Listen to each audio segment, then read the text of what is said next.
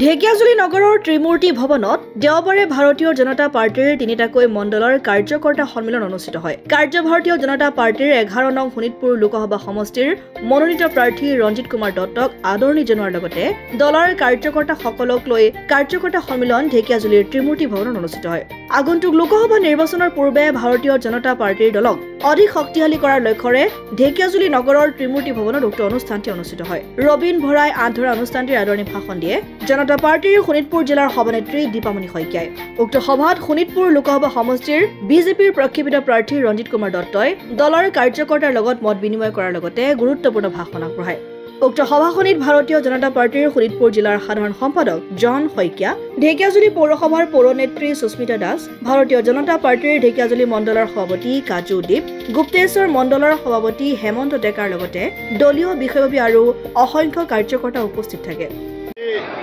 ঢেকিয়াজুলি সমষ্টিৰ আমাৰ যি কাৰ্যকৰ্তা সন্মিলন, আমাৰ যি ইয়াত বুথৰ প্ৰেচিডেণ্টৰ পৰা আৰম্ভ কৰি পৃষ্ঠা প্ৰমুখ প্ৰত্যেকটো পৃষ্ঠাত আমাৰ একোজনকৈ কাৰ্যকৰ্তা আছে। মণ্ডলৰ দায়িত্বত থকা আমাৰ কাৰ্যকৰ্তা আছে।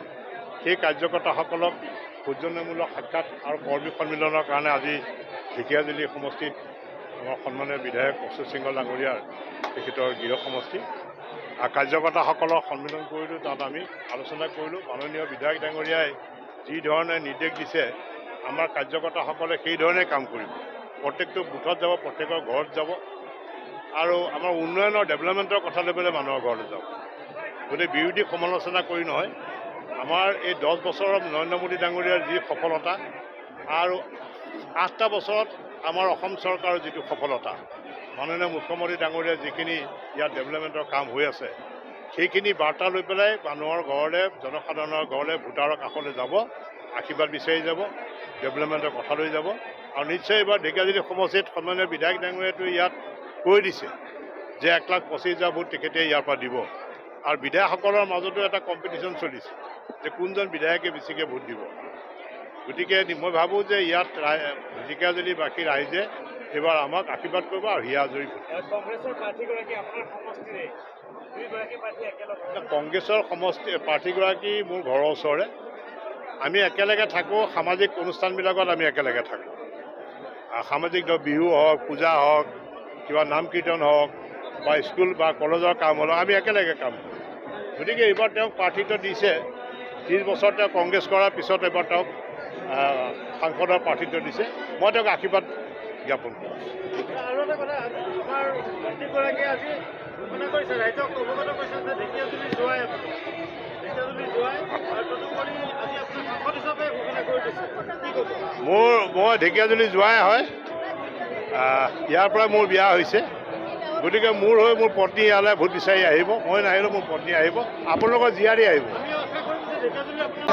এইবাৰ আমাৰ কথা হ'ল যে বুথে বুথে আমি ভোট কেনেকৈ বঢ়াব পাৰোঁ, প্ৰত্যেকটো বুথত 90% ভোট কেনেকৈ ভাৰতীয় জনতা পাৰ্টিৰ সমৰ্থনত আহিব পাৰে, তাৰ বাবে আমি প্লেন কৰিছোঁ, তাৰ বাবে আমি কাম কৰি আছোঁ। জয়টোতো নিশ্চিত, আপোনালোকেও জানে। ক'ত প্ৰতিদ্বন্দ্বিতা আছে? কণ্টেষ্ট আছে। বিধায়কৰ মাজত কণ্টেষ্ট, বুথ সভাপতিৰ মাজত কণ্টেষ্ট। কোনে কিমান বেছি ভোট দিব পাৰে এইটোহে কণ্টেষ্ট চলি আছে। মানে সাংসদ হয়ে তেখেত আমাৰ নাই নাই। উৎসৱ এইটো নিৰ্বাচনৰ উৎসৱ, গণতন্ত্ৰৰ উৎসৱ আৰু সকলোৱে ৰাইজৰ কাষ চাপিব লাগে।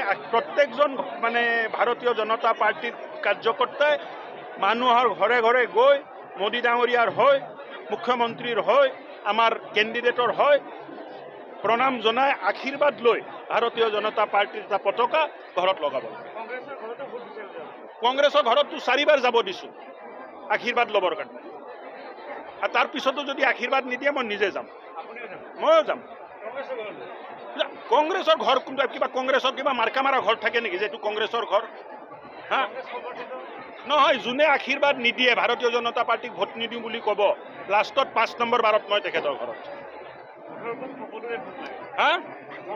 চবৰ ভোট, যিমান ভোটদান হ'ব চব আমাক লাগে। ঢেকিয়াজুলিৰ পৰা প্ৰশান্ত বৈশ্যৰ ৰিপৰ্ট, অসম আদিত্য।